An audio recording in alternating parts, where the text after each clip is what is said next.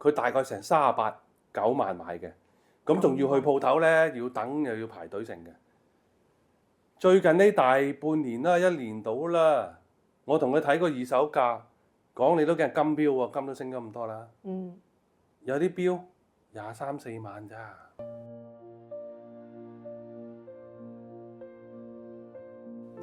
勞力士應該咧就喺2020年開始啦，即係大概5年前啦。我冇記錯應該係農曆年開始，慢慢咧係咁上，咁啊慢慢上喎。上到係點咧？連續去到2年，2022年度啦，個價位咧不斷咧好多標係咁上。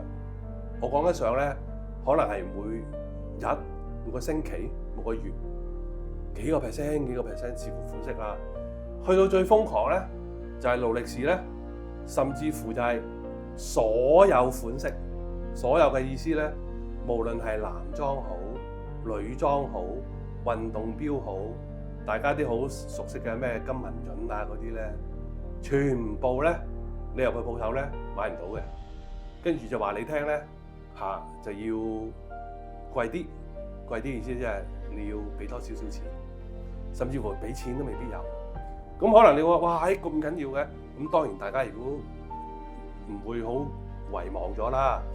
嗰個時間我哋2020年開始就有 Covid 啊嘛，係咪？有呢個新冠肺炎啦，咁影響咗好多個生產啊、出口啊、運輸啊諸如此類，就令到佢慢慢咧個價咧係咁炒上去，炒到好癲嘅。正如我頭先所講咧。開頭咧就1個月升得多，後尾慢慢去到咧1個禮拜計、2個禮拜計，再後尾變到咧逐日計嘅個升幅，好誇張嘅。有啲標可能去到咧升1倍、2倍、3倍嘅。咁大家聽埋好多咩綠水鬼啊、黑水鬼啊、呢個咩地通拿啊、熊貓啊諸如此類，好多名嘅全部都升晒，特別啲鋼標啊都升。後尾去到演變咗咧，慢慢去到咧，連啲金標不嬲勞力士啲金標咧，冇乜點升嘅，或者唔使點樣咧加價買到嘅，一樣要加價補貨。再後期啲咧，有陣時未必加價，可能咧大家嗰啲叫配貨，甚至乎嗰啲食骨，我諗都喺行內或者喺香港市民應該即係玩開標嗰啲咧，都若莫知㗎啦。咁好啊，呢個係過程啦。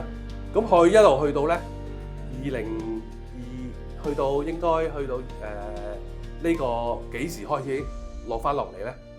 應該就係講緊應該係上，去到2022年到聯儲局開始慢慢加息咧，呢一個市場嗰個走勢咧開始去到高峰，由慢慢嗰度咧開始咧就回落啦。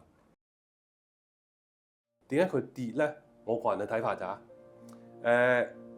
第一，佢個量本身真係唔少嘅，年產量，我覺得無論鋼標又好，金標都好。第二就係話，當日將勞力士推到一個好高位，我講係嗰個二手價嘅買賣咧，係一班根本就未必中意呢個勞力士標，亦未必中意呢個鐘標，純粹係一啲投機嘅人，投機唔係投資添，投機人參與咗。咁其實我係識一啲人，我哋聽好多，真係為咗咧，純粹去買標咧，就話好賺啊，冇耐就要賺錢啊，同埋多咗好多咧啲個體戶，就成日走咗出嚟咧，就係買標。咁過去有啲日子咧，真係俾佢賺到喎。咁啊，去到有啲二手鋪啦，又見到一啲大媽咧喺度影相啦，又自浸咁啦。咁你一睇咧，其實佢兩個咧。就唔係用家嚟㗎啦，咁就一定係嗰啲咧，即係幫人睇啊，或者係帶翻去內地嗰啲啦。咁成日市場上都話俾大家聽㗎啦，當股票去到啲大媽都會自浸喺度講嘅時候咧，咁好話唔好聽咧，都應該咧嗰樣產品咧都到頂㗎啦，應該都升幅都差唔多㗎啦。俾大家知啊，咁我都識一啲朋友嘅，咁其實咧早喺大概4年前咧應該。我諗2022年左右啦，其實我都知道應該就係近美國加息開始。其實我都識一啲人話我聽咧，喺美國嗰邊咧，即係美國得個大市場啦，特別係二手㗎啦，做買賣啊。即係我講緊二手係可能係新標，只不過佢當新標係二手咁買賣嘅，唔係用過嗰啲啊。喺美國咧有一啲專係做買賣嘅一啲好資深、好財雄勢大嘅一啲人咧，就開始已經咧慢慢唔去再入咁多標啦。特別喺美國有一啲每年佢咧都有啲標展，而喺標展入邊咧，佢哋一開始咧多咗好多咧唔同嘅貨出。咁其實佢哋老實講，佢哋係最知道市場嘅信息，甚至乎可以話佢哋某程度上係控制緊個市場一啲走勢。當佢哋都做呢一啲咁嘅行為嘅時候，咁即係話俾大家聽，其實永遠大家都知㗎，後邊我哋呢啲叫大莊就出緊貨，佢就已經唔做啦。但係市場上通常都慢㗎嘛，同埋仲可以喐啊嘛，咁大家唔為意，咁咪仲買咯。好啦，慢慢去到咧，可以話俾大家聽，去到大概2024年頭咁上下啦嚇。勞力士可以有啲錶款咧係高低價，或者同而家嘅價咧爭咗1倍。1倍意思係點咧？譬如一隻錶，我講緊求其噏咋數字，40萬咁炒到80或者90啦嚇，甚至過百都得嘅。但係而家咧得翻可能咧55萬零啊，都高少少價仲。但係你要記住喎，如果你當日你係90萬、100萬買嗰個，今日得翻50萬㗎，你冇咗一半啦。咁我哋成日話啊，翻唔翻到家鄉？我講個家鄉唔係日本啊。你仲有冇機會真係翻到家鄉？我諗冇咁易啦，呢度比較難。特別係咧，因為經濟環境唔好啊。呢個全球啦，都唔係淨係香港啦。你歐洲啊，美國，我覺得美國好少少啊，以我所知，美國仲還好少少。但係美國好少少啫，因為最近又有個貿易戰啊嘛。咁貿易戰咧。一陣先講多少少點影響，咁又令到咧嗰啲標價開始慢慢落。你特別見到香港咧，因為太多人參與呢一個炒賣活動，而家香港嗰個成個我諗環境個氛圍氣氛咧，令到啲人想去買標嘅意欲唔強，放標嘅人可能多，但係當你想放咩，有啲。香港好多做二手買賣嗰位話俾大家聽，就係過去嗰幾年咧，因為高峰期好穩咧，入咗好多貨到突然間跌得急咧，有啲以我所知啊，佢就蝕錢蝕得幾緊要，即係可能蝕咗7成、6成，咁可能係有啲啊好彩嘅賺頭蝕尾，有啲可能就嗰啲叫做蝕突，有啲可能坐咗喺度，我一日未清數我都唔可以叫蝕。不過坐咗喺度啲貨，咁好啦，咁而家形成就係嗰啲我哋成日話叫做人踩人，搞下而家好啦，想放標嘅人咧係多於買嘅，點解咧？第一，勞力士你去買到正價嘅咧，機會大咗。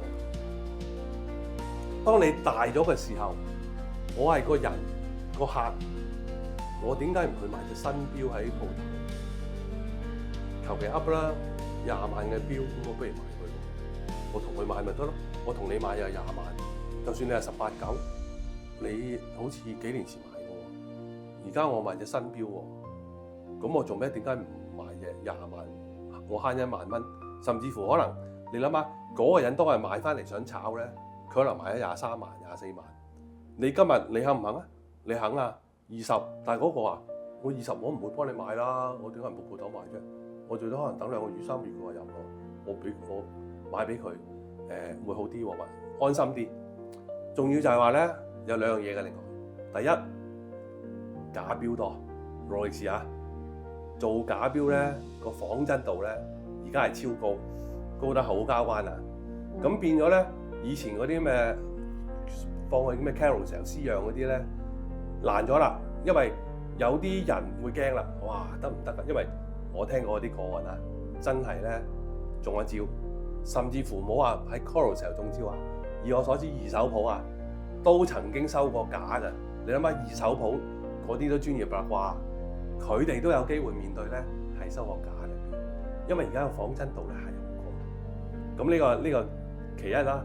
第二就係話咧，其實而家咧運動錶或者大錶啦，我講大錶即係話個錶嗰個 size 口徑大嗰啲啦，都玩咗運動錶玩咗30年。其實呢2年前開始啦，其實慢慢咧係落翻嚟嘅。落翻嚟意思即係咧，唔係冇人玩啊，只不過咧係少咗人玩運動錶啦。特別啲大嘅，我諗大嘅講緊可能係45、42，而家開始少咗。咁大家唔追求一啲運動型嘅錶、鋼錶、大口徑嘅嗰啲錶，咁去咗邊咧？啲人咧就開咗第二個因素，就係開始咧中意玩啲復古嘅。復古嗰啲係咩咧？譬如一啲皮帶款式嘅錶啦，或者設計比較好優雅。好攞嚟着西裝褸啊，仲要係細細隻啲嘅。細細隻嘅意思係講緊咧40mm 樓下，甚至乎咧36、34，有啲即係男人都係。係，男人都係，甚至乎有啲男士而家咧當然佢個比例唔係話大到，佢都揾一啲咧可能得32樓下嘅款式。咁經濟環境一般嘅時候咧，咁啊好多牌子就為咗唔想做咁多研發啊，又或者吹得太新嘅產品啊，即係驚浪費咗個設計啊資源咧，就復刻啲錶為主。咁當然唔係代表話佢哋想慳水慳力。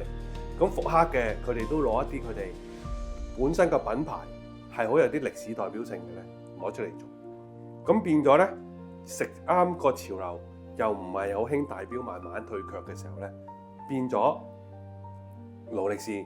你見到個價錢咧，就慢慢回落。咁回落到去一個地步，我覺得始終因為勞力士過去咧，嗰個喺銷售嘅層面咧，同埋個認受性好強嘅。佢嗰個滲透性咧咁多咁大咧咁闊，你再叫佢再賣多少少，其實唔容易。咁我諗另外仲有個原因就係咧，年青一代咧，唔知有冇大家留意咧，佢哋對鐘錶呢個追求咧，或者勞力士，哇！人生必要擁有一隻咧，冇我哋上一代或者我哋呢一代上一代阿爸阿媽嗰啲咧咁強烈嘅。咁你變咗某程度上，佢慢慢個 base 啊，即係勞力士個 base 太大啦。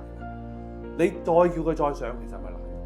咁但係你諗下，佢新貨又唔喐，咁變咗下邊你點好難喐㗎？因為新貨。如果我買唔到新貨就向下啫。如果我買到新貨，點解唔買新貨？我要向下咧。如果向下嗰啲個升幅同你而家新嘅差唔多，因為以前咧勞力士曾經有啲款咧停產又好，舊款咧係比現行款係貴嘅。咁但係而家佢會覺得，喂，如果你爭冇幾遠，我點解唔買隻新嘅？我做乜買隻舊嘅？咁你除非再落嘅啫，但係再落個問題就嚟啦。嗰啲二手鋪啊，我都有啲貨，我都未買。我同你買入嚟，就算你平俾我都唔通我嗰啲叫咩？做個平均數咩？但平均數數學就係咁講啫，我要摘貨噶嘛，唔摘貨就平均數啫。否則嘅話，我去唔到嘅貨，終歸我都有問題。咁即係都係滯銷啦。變咗，我覺得而家係一個樽頸位，喺度增持緊。但係純粹我去睇咧，我覺得暫時。未為樂觀，我覺得佢再落少少，或者大家去容易咗買到佢而家正價現行好多款咧，個機會大咗。當然除卻某啲款式啊，譬如佢地通拿蘭啦、鋼啊，或者新出佢有隻叫做 Landrella 啦嚇，咁嗰個咧就因為新款個量少，咁呢啲可能個價未必會，否則嘅話咧。其他款式慢慢應該拖翻貨咧，會係直接影響咗二手市場。咁又咁講，又唔係淨係勞力士咧個價錢跌，有啲品牌咧都係跌嘅。咁你話跌得勁嗰啲咧，通常梗係呢個世界永遠都係勁嘅意思就係佢升得勁，我落嚟多嗰啲咪叫勁咯。咁除咗勞力士以外，咁啊成日大家講啦，衫嘅牌子，咁勞力士就講咗啦，咁另外嗰個梗係 AP 啦，咁咪仲有個叫 PP 咯。咁呢啲牌子咧，過去嗰年幾咧2年咧，都有啲好唔同嘅市場上嘅大變化。咁不過咧，我就不如留待下一次咧，就同大家再分享啦。咁今日我同大家講勞力士呢一部分咧，咁就希望大家有啲咩留言又得，咁啊或者去有啲嘢你哋可以分享你嘅見解咧，又可以。咁睇下到時如果你有啲問題想知多少少就咁睇下我又可唔可以分享啲我嘅見解俾你咯，好唔好？咁啊今集係咁多先，多謝晒大家，拜拜。鍾意呢段片嘅朋友記得 Like、Share 同埋 Subscribe，仲要撳埋個啷啷，一有新片嘅時候就會通知你㗎喇。